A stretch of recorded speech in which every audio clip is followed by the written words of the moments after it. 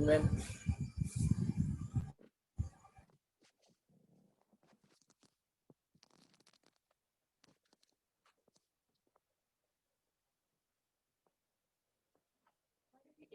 अच्छे।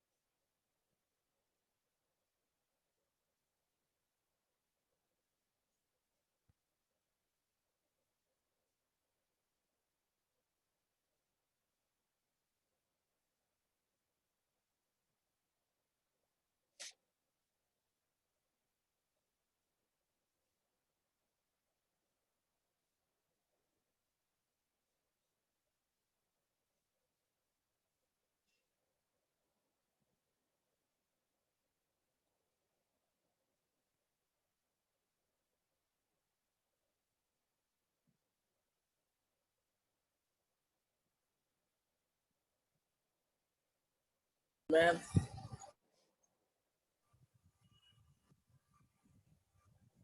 Good morning. और ma'am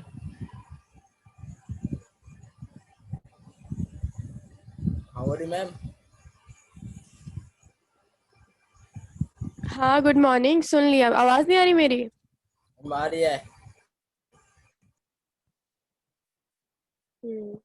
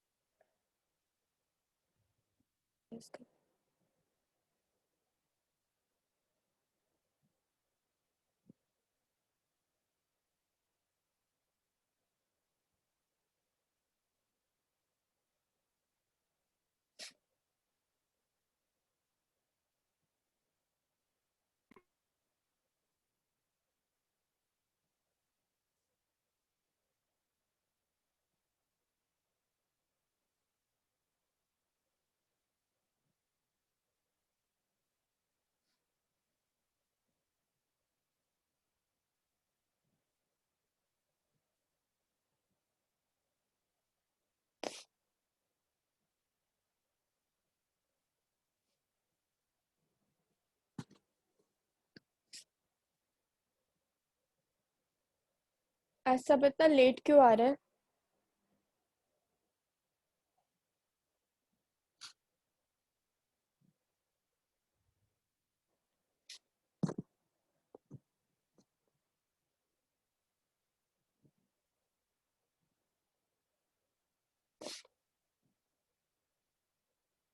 2 minute और वेट करते हैं। अगर सब आ जाते तो वेल एंड गुड, वरना हम क्लास स्टार्ट करेंगे। गौतम, तुम्हें कुछ डाउट्स थे ना बिजनेस के क्वेश्चंस में? कल हाफ ही क्लियर हुआ था। Yes ma'am. ठीक है, तब तक हम उसको क्लियर करते हैं। हाँ, तो तुम्हारा पहला दूसरा तो बता दिया था मैंने, BC हो गया था। और किसमें मैम प्रॉब्लम फर्स्ट थी? सेकंड ई हो में। गया था। ठीक है, ई में प्रॉब्लम थी ना, तो ई में हमारा क्वेश्चन है what is commerce and its significance in modern life. अब देखो, कॉमर्स क्या बताया था मैंने? मैंने नोट्स में भी लिखवाया था कि जो भी एक्स्ट्रा एक्टिविटीज है, एक तो इंडस्ट्री है और एक कॉमर्स है। जो इंडस्ट्रीज में आ गई वो इंडस्ट्रीज में आ गई, और जो बाकी एक्टिविटीज है वो सब आती है। तो बस मैं ना कॉमर्स की डेफिनेशन लिखनी है तुम्हें। ठीक है, और उसमें इसके फीचर्स होंगे, जैसे ये कैसे काम आता है मॉडर्न लाइफ में। क्या, पहला तो ये जो काम होता है वो इजी कर देता है। दूसरा ये सपोर्ट करता है, जो इंडस्ट्रीज होता है उसको सपोर्ट करता है। तीसरा जो होगा इसका होगा, हाँ बस बेसिकली तुम्हें इसका डेफिनेशन लिखना है, तो इसका डेफिनेशन लिखना है और बेसिक और 2 पॉइंट्स ये लिखना है कि ये एक तो इंडस्ट्रीज को हेल्प करता है, दूसरा जो है ये जो काम होता है वो इजी कर देता है,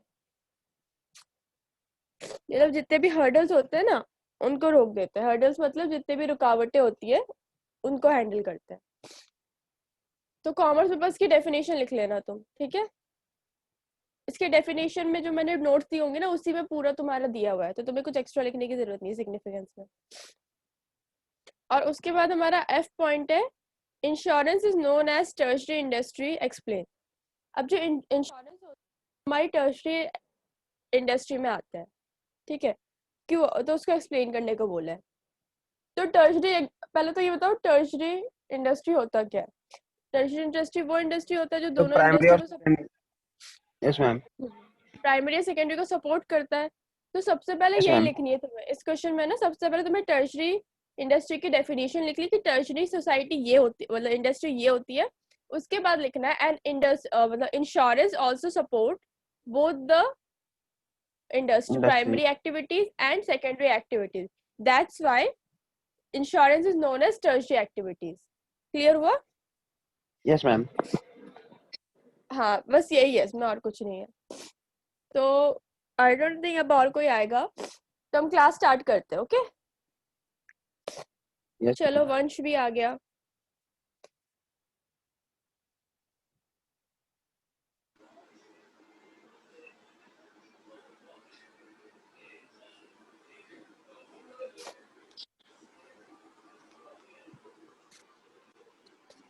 वंश लेट कैसे हो गया आप?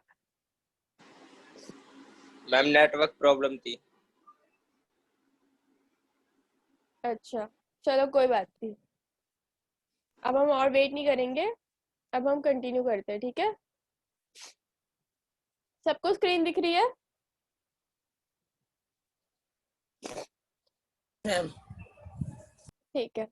तो कल हमने बस वो नेटवर्क चला गया था इसलिए हमने ऊपर ऊपर से पढ़ा था, अब हम क्लियरली नॉर्मल में ब्रीफिंग कर दूंगी, आप लोग डायग्राम से समझ जाना, ठीक है। तो कंज्यूमर इक्विलिब्रियम मैम, तुम्हारा हो गया था, ये हमारा जो मैक्सिमम पॉइंट है उसको रिफर करता है, ठीक है। अब ये देखो, मैंने बताया था ना तुम्हें कि ये जो इंडिफरेंस कर्व होते हैं कभी भी इंटरसेक्ट नहीं करते। देखो कितने सारे इंडिफरेंस कर्व है यहाँ पे, एक कर्व, 2 इंडिफरेंस कर्व, 3 4। तो ऐसे जैसे जैसे ना डायग्राम हमारा बनता जाएगा, हर एक पॉइंट पे, हर एक एक्स एंड वाई पॉइंट पे जो जुड़ेगा इक्विलिब्रियम पॉइंट होगा डिफरेंट होगा, ठीक है। जैसे यहाँ पे जो फर्स्ट पॉइंट बना हुआ है इसका और इसका अलग होगा, सबका अलग अलग होगा, तो इंडिफरेंस कर्व भी अलग अलग बनेगा। पर ये कभी भी एक दूसरे को इंटरसेक्ट नहीं करेंगे। तो ये डायग्राम के लिए मैं एक अलग सा क्लास रखूंगी तुम लोगों का, उसमें मैं बस डायग्राम्स कराऊंगी तुम लोगों को, क्योंकि इसके डायग्राम्स बहुत इंपॉर्टेंट होते हैं। अब आया हमारा क्या, मार्जिनल रेट ऑफ सब्स्टिट्यूशन। ये हमने पढ़ा था, ये क्या होता है, ये वो रेट होता है जिस रेट पे जो कंज्यूमर होता है एक गुड्स को सैक्रिफाइस करता है ताकि वो दूसरा गुड का एक एक्स्ट्रा कंज्यूम कर खरीद सके। सके, यस मैम, हाँ, तो उसमें लिखा है MRS never constant, it varies over the IS. IS मतलब इंडिफरेंस कर्व और एमआरएस मतलब मार्जिनल सब्स्टिट्यूशन, ठीक है, ये शॉर्टकट्स है। As we move along indifference curve, MRS falls, also called diminishing marginal rate of substitution।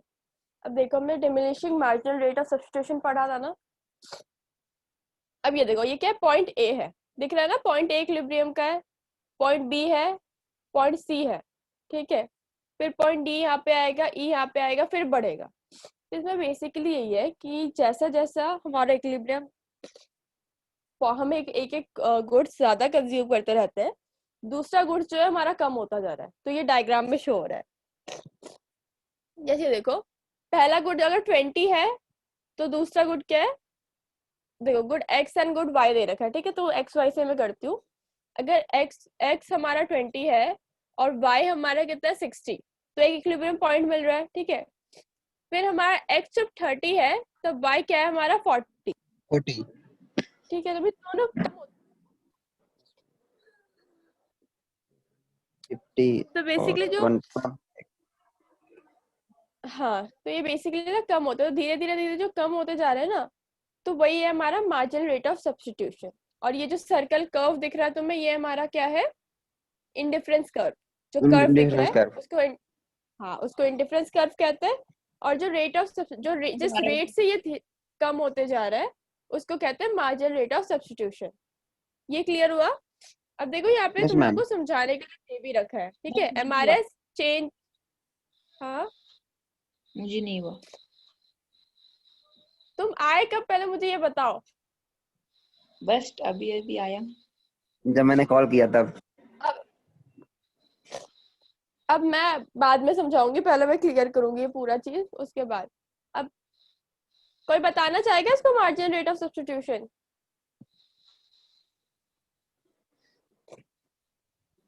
छोड़ो, मैं ही दीपांशु बता वो देती ये जो मतलब जब परचेस जो मतलब लोग परचेस करते सामान, वो एक यूज मतलब किसी गुड्स गुड्स हाँ गुड्स किसी गुड्स को ज्यादा खरीदने के लिए किसी दूसरे गुड्स को सैक्रिफाइस करते हैं, वही है मार्जिनल रेट ऑफ।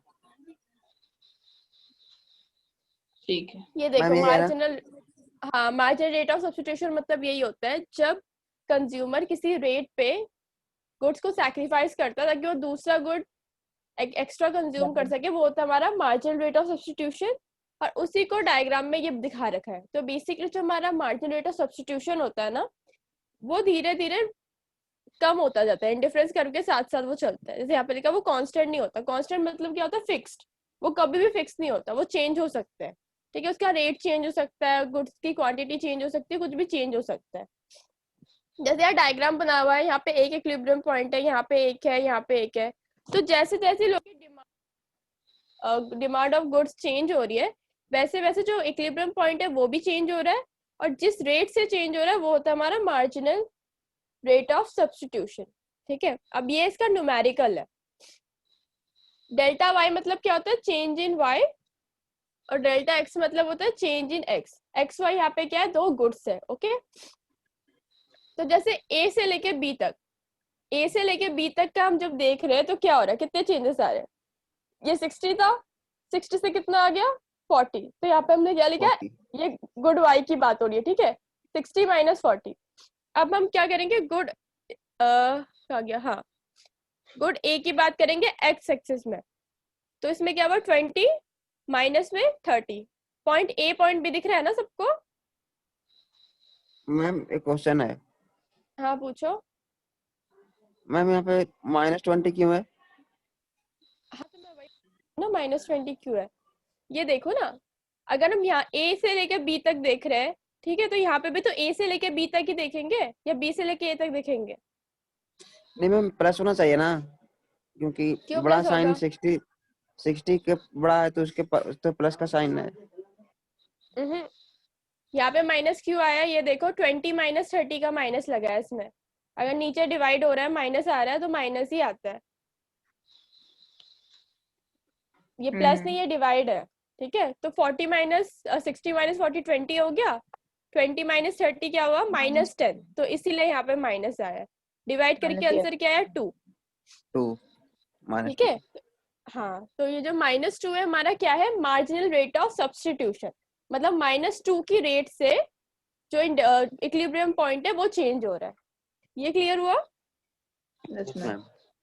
अब देखो, तुम्हारे लिए भी क्वेश्चन दे रखा है, यहाँ कहते हैं बी से लेके सी तक।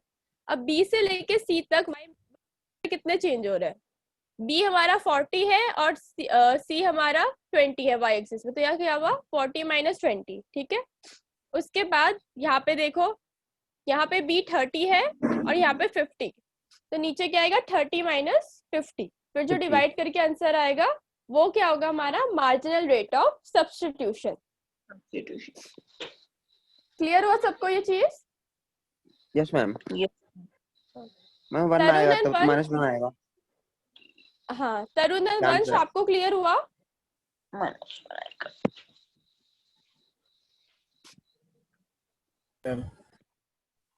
ठीक है।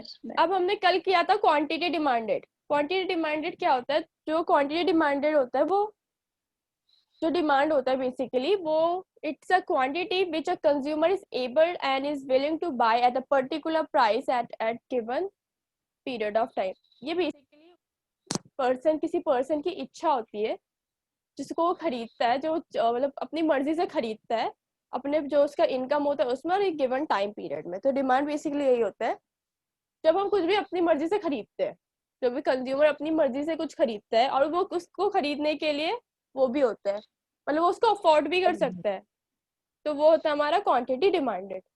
अब कल मैंने बताया था क्वांटिटी डिमांडेड मतलब इसके डिटर्मिनेंट्स, कि इसके भी कुछ चेंज फैक्टर्स होते हैं, कुछ चेंजेस होते हैं, तो वो हम करेंगे। तो पहला डिटर्मिनेंट है हमारा प्राइस ऑफ गुड। अब इसमें क्या होता है, हमारा इनवर्स रिलेशनशिप होता है। अगर प्राइस ज्यादा है तो हमारे गुड्स की डिमांड क्या होगी, कम होगी, और अगर प्राइस कम है तो गुड की डिमांड क्या होगी, ज्यादा होगी। ज्यादा होगी। ठीक है, अब उसके बाद आया हमारा इनकम ऑफ कंज्यूमर्स। ये भी कल मैंने बताया था, इनकम ऑफ कंज्यूमर्स मतलब जो कंज्यूमर का इनकम है। इसमें क्या होता है, डायरेक्ट रिलेशनशिप होता है। अगर कंज्यूमर की इनकम ज्यादा है तो गुड्स की डिमांड होगी, ज्यादा होगी, और अगर कंज्यूमर की इनकम कम है तो गुड्स की डिमांड कम होगी। ठीक है, उसके बाद आया हमारा taste and preference of the consumer. इसमें बेसिकली यही कहा जाएगा, इसमें मोनोटोनिक प्रेफरेंस जो होगा ना उसी का डेफिनेशन लिख देना है। मन कंज्यूमर का। हाँ, कंज्यूमर का जो प्रेफरेंस होगा, कंज्यूमर को जब जिस चीज की ज्यादा रिक्वायरमेंट होगी उसकी डिमांड ज्यादा होगी, और जिसका कम होगा उसकी डिमांड कम होगी। ठीक है, तो ये तीनों डिटर्मिनेंट्स क्लियर हुए? Yes ma'am. ठीक है, गौतम आपको क्लियर हुआ? Yes ma'am. And Tarun and Vansh? Yes ma'am. Good. कुछ भी समझ रहे हैं ना आप लोग, पूछ लिया करो। इवन पहले की भी कोई डाउट हो तो हम क्लास के लास्ट में कर सकते हैं उनको। अब ये देखो, चेंज इन क्वांटिटी डिमांडेड और मूवमेंट अलोंग डिमांड कर्व। अब देखो, हमने अपना नॉर्मल कर्व पढ़ा था, ठीक है, तो ये हमारा डिमांड कर्व, ये डी दिख रहा है ना सबको? Yes ma'am. ये जो लाइन है हमारी, इसको हम कहते हैं डिमांड कर्व। ठीक है, इसको डिमांड कर्व कहते हैं। एक सप्लाई कर्व होता है, वो हम नेक्स्ट चैप्टर में पढ़ेंगे, वो इसका अपोजिट होता है। ठीक है, तो ये दोनों में कंफ्यूज नहीं होना। डिमांड कर्व ऐसा शो होता है, मतलब सरफेस है ना, ये सरफेस से ऊपर होता है। इसका रीजन ये है कि डिमांड कभी जीरो नहीं हो सकती। सप्लाई भले ही जीरो हो जाए पर डिमांड कभी जीरो नहीं हो सकती। क्यों नहीं हो सकती डिमांड जीरो, कोई बता सकता है? क्योंकि मैम सप्लाई रुक सकती है, क्योंकि मैम वो जब तक वो मतलब मार्केट में देगा कुछ ना कुछ लोग उसको खरीदने का वो चाहेंगे ही। वो तो सप्लाई हो गया, मैं डिमांड का पूछ रही हूँ। डिमांड मतलब क्या होता है? एक मैम पर्सन की लोग चाहत। चाहत थोड़ा कम हो सकती है। चाहत कभी कम नहीं हो सकती ना, इंसान खाए बिना रह सकता है ना, चिप्स कुरकुरे खाए बिना रह सकता है, चाहत तो रहती ही है ना। तो वही, चाहत कभी खत्म नहीं हो सकती, तभी डिमांड कभी। इससे तुम नोटिस करना, ये जो है ना डिमांड कर्व, ये हमारा जो डिमांड वाला लाइन है, ये सरफेस से ऊपर है, जीरो के पास नहीं है, क्योंकि कभी जीरो हो ही नहीं सकता। ठीक है, अब आया हमारा एक्सटेंशन ऑफ डिमांड। अब जब डिमांड बढ़ती है उसका दिखा रहे हैं इसमें, एक्सपेंशन और extension of demand. Downwards movement along a demand curve cause decrease in price। क्या लिखा हुआ है इसमें, एक मिनट, contraction of demand, upward movement as अ।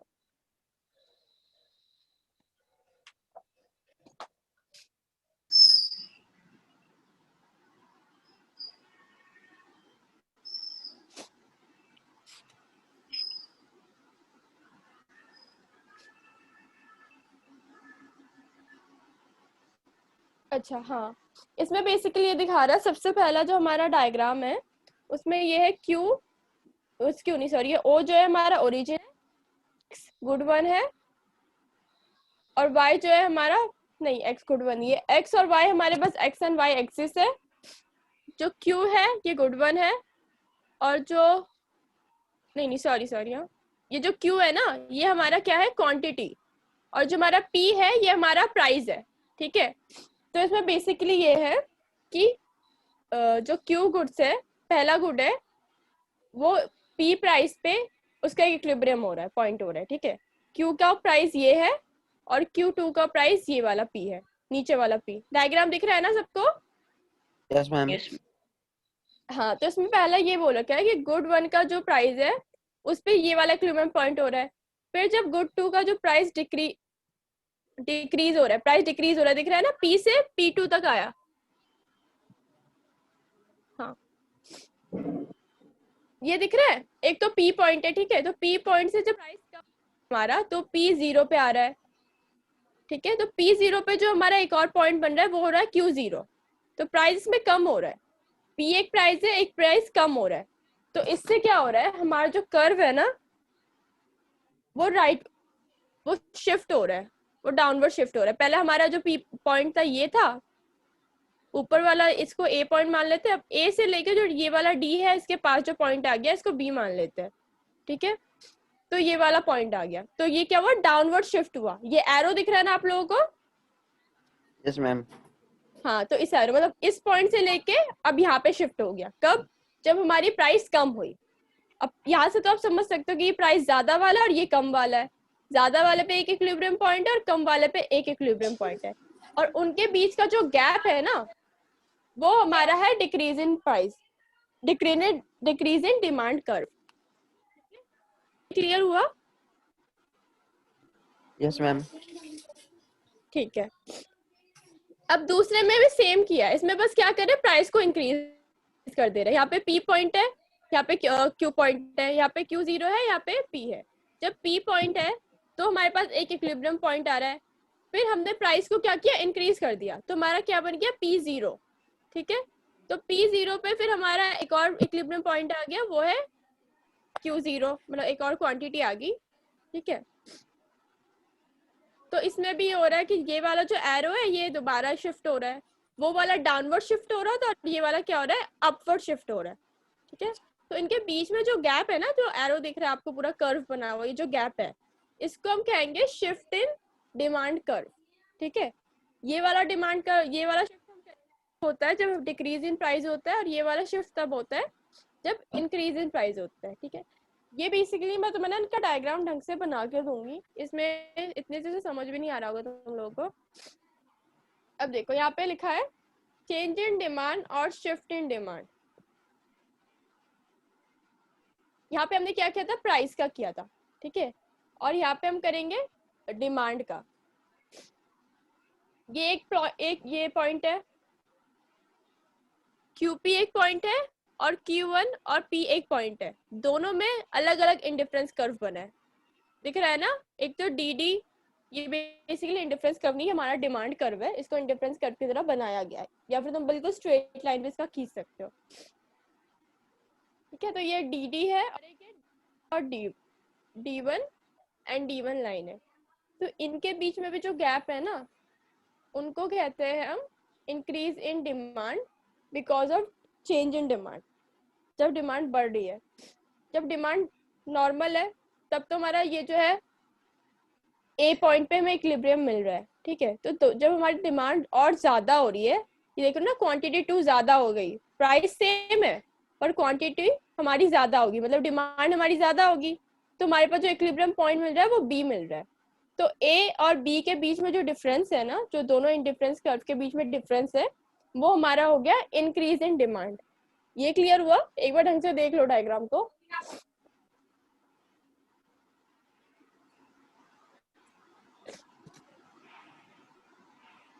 हो गया ये क्लियर?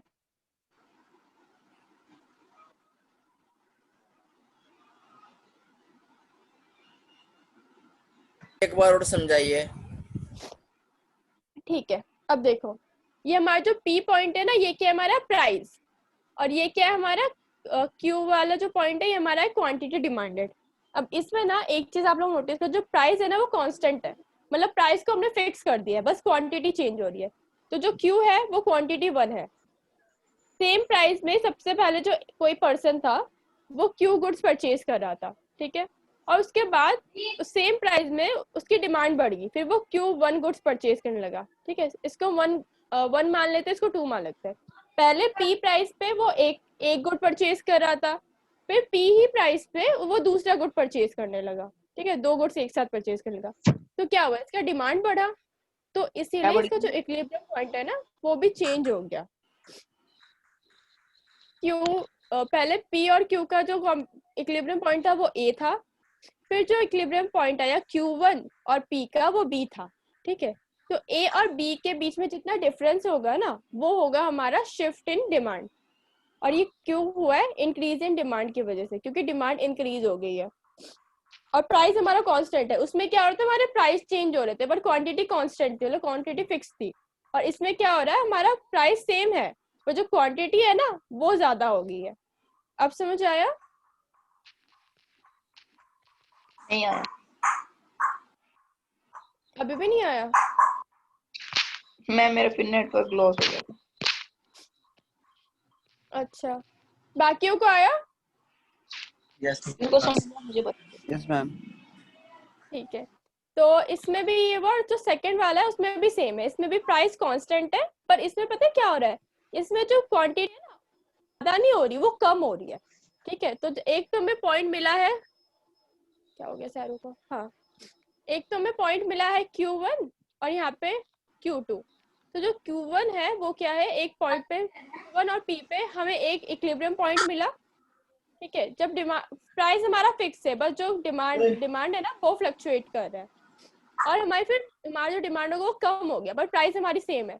तो Q2 में हमें क्या मिला, एक और Q2 और P में हमें एक और इक्विलिब्रियम पॉइंट मिला।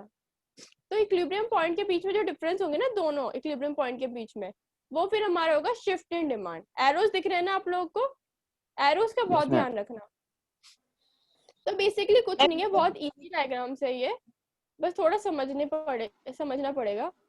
और मैं भी थोड़ा जल्दी जल्दी सिलेबस भी कंप्लीट कराना, बिजनेस का हमने अब तक एक भी क्लास नहीं, तो आई होप सो आज हो जाए ये। चलो उसके बाद आ रहा है हमारा मार्केट डिमांड। मार्केट डिमांड क्या होता है? It is the total quantity of the commodity demanded in a market by all the consumer and different prices at point of time. अब बेसिकली मार्केट डिमांड क्या है? मार्केट डिमांड है total quantity of commodity, मतलब जितने भी goods and services है, total जितने भी है ना, सबकी जो डिमांड है वो हमारा मार्केट डिमांड होता है। एक इंडिविजुअल डिमांड होता है कि एक पर्टिकुलर पर्सन की क्या डिमांड है, और मार्केट डिमांड मतलब होता है पूरे मार्केट की क्या डिमांड है। ये पता चला? समझ आया? Yes ma'am. इसके बाद है हमारा डिमांड फंक्शन। फिर it is a functional relationship between the demand of a commodity and factors affective demand.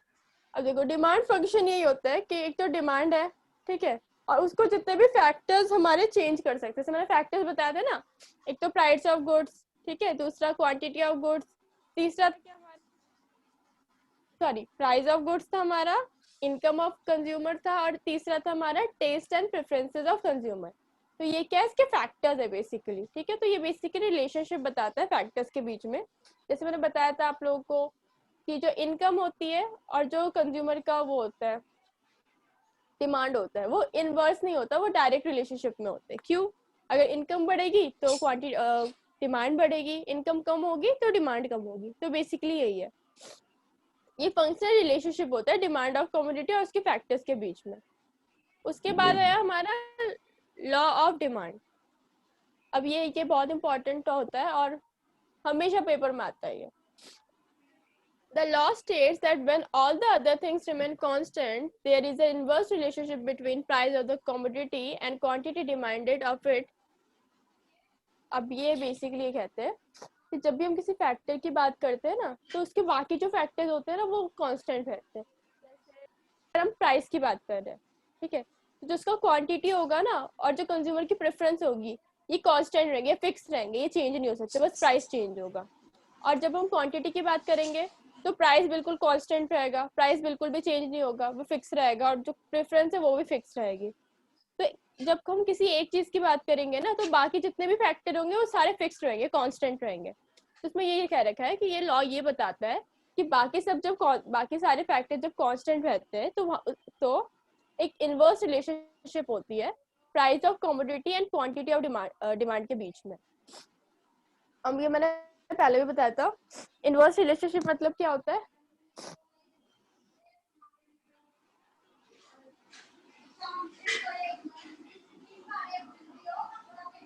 क्या होता है इनवर्स रिलेशनशिप मतलब?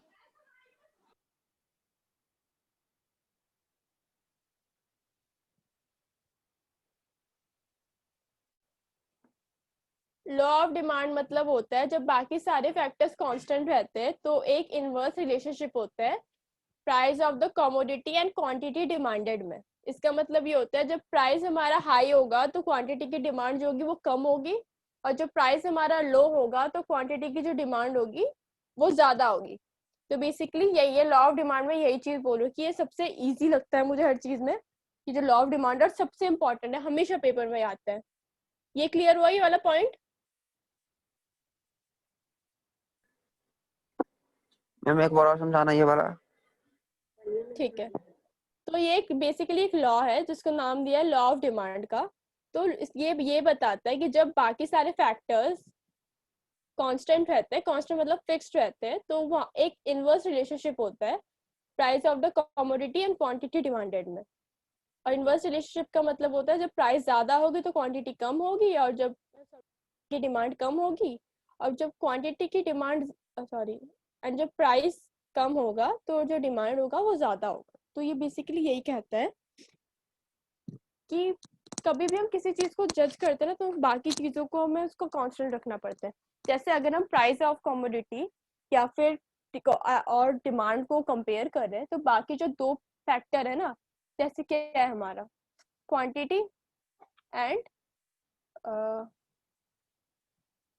मोनोटोनिक प्रेफरेंस नहीं sorry quantity and taste and preference of consumer, इन दो फैक्टर को कांस्टेंट रखना है अगर हम प्राइस को कंपेयर करें क्वांटिटी से। ठीक है, अगर हम प्राइस को कंपेयर कर रहे हैं प्रेफरेंस है तो फिर क्वांटिटी को हमें कांस्टेंट रखना पड़ेगा। तो बेसिकली ना किसी दो चीजों को बाकी फैक्ट किसी एक चीज को जो हम कंपेयर करते हैं तो बाकी जितने फैक्टर्स होते हैं ना उस चीज के वो हमें कांस्टेंट रखने पड़ते हैं, वरना फिर हम कंपेयर नहीं कर पाएंगे। तुम ही सोचो अगर हम प्राइस भी चेंज कर रहे हैं क्वांटिटी भी चेंज करते रह रहे हैं तो एक कंफ्यूजन नहीं क्रिएट हो जाएगा। अगर हमने क्वांटिटी को कांस्टेंट रख दिया बस प्राइस चेंज करे तभी तो हमें पता चलेगा कि कितने प्राइस में कितना चेंजेस हो रहा है। तो यही बेसिकली लॉ ऑफ डिमांड भी कहता है कि जब भी हम बाकी जो फैक्टर्स होते हैं उनको कांस्टेंट रखते हैं तो वहाँ एक रिलेशनशिप तो एक इनवर्स रिलेशनशिप होता है price of the commodity and quantity demanded में। ठीक है, इनवर्स रिलेशनशिप का मतलब होता है जब प्राइस कम होगी तो जो हमारी डिमांड होगी वो ज्यादा होगी, और जब प्राइस ज्यादा होगी तो हमारी जो डिमांड होगी वो हमारी कम होगी। इनवर्स मतलब क्या होता है उल्टा, और डायरेक्ट मतलब क्या होता है कि सेम सेम। अगर प्राइस ज्यादा होगी तो डिमांड भी ज्यादा होगी, और प्राइस कम होगी तो डिमांड भी कम होगी। ये बेसिकली हमारा क्वांटिटी में जाता है, बट ये हमारा डिमांड उसमें नहीं जाता, प्राइस में नहीं जाता। अब क्लियर हुआ? Yes ma'am. सच में हो गया?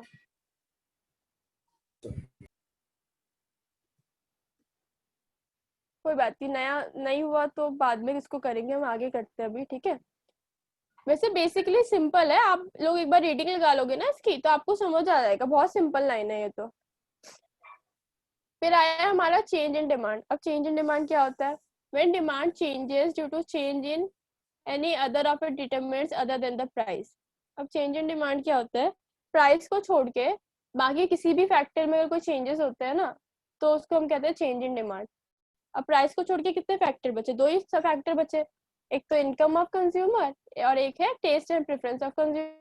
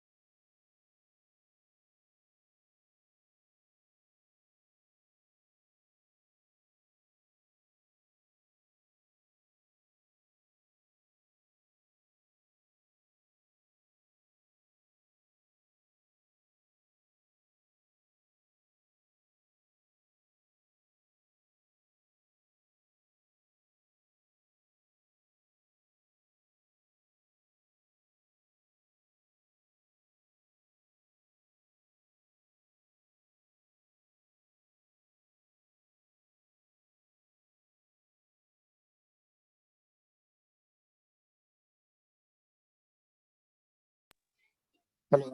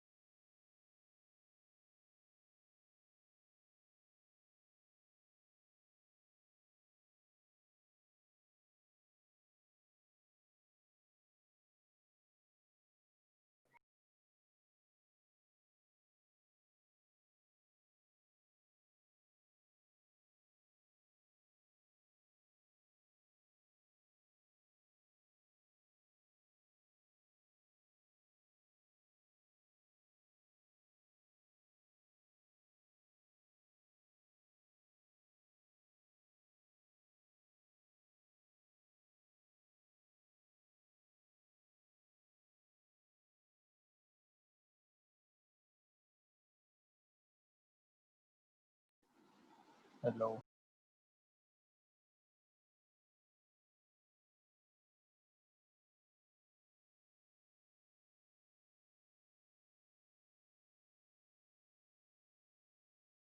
मैम ना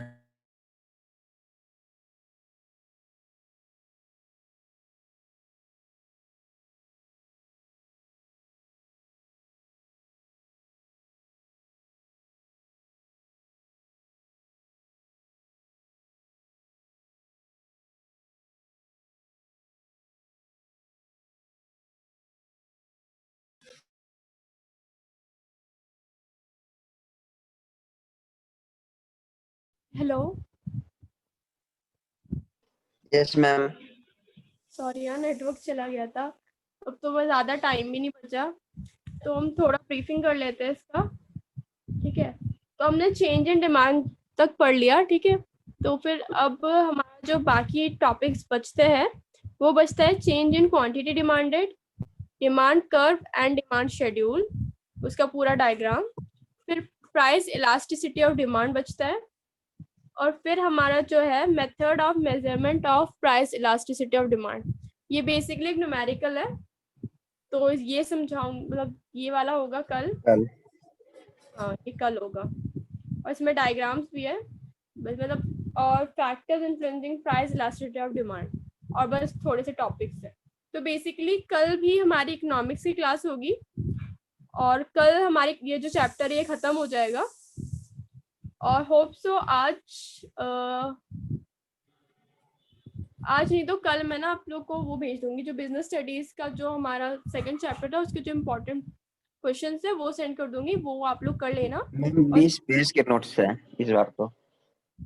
हाँ, इकोनॉमिक्स के भी आई थिंक मैंने नहीं भेजे थे ना। मैम दोनों के हैं। नहीं, मतलब इकोनॉमिक्स के उसमें फर्स्ट चैप्टर का भेजा था मैंने। नहीं मैम। मैम लेकिन बिजनेस भेजा था ना? का कह रहा है 20 पेज का है। बिजनेस का क्या? मैम बिजनेस का सेकंड चैप्टर का वो पीडीएफ 20 पेज का है। हाँ वो तो है, चैप्टर कितना बड़ा है वो ये तो देखो। तो चैप्टर भी तो बड़ा है, उसमें कुछ भी एक्स्ट्रा नहीं है, सब इवन सब कुछ शॉर्ट शॉर्ट किया हुआ है, ज्यादा ये नहीं है, ताकि तुम लोग एक बार अगर पढ़ लो तो तुम्हें समझ आ जाए कि हाँ इसमें लिखा क्या है। वैसे टॉपिक्स में दे रखा है, तो उसको 20 पेजेस क्या, तो 20 पेजेस आपको करने हैं। मैं अभी आपसे होमवर्क नहीं मान रही, आराम से एक हफ्ते में करो। और इकोनॉमिक्स के और बिजनेस स्टडीज के जो सेकंड चैप्टर है उसके मैं इम्पोर्टेंट क्वेश्चंस आज या कल में सेंड कर दूंगी। ठीक है, रात को होप्सो में सेंड कर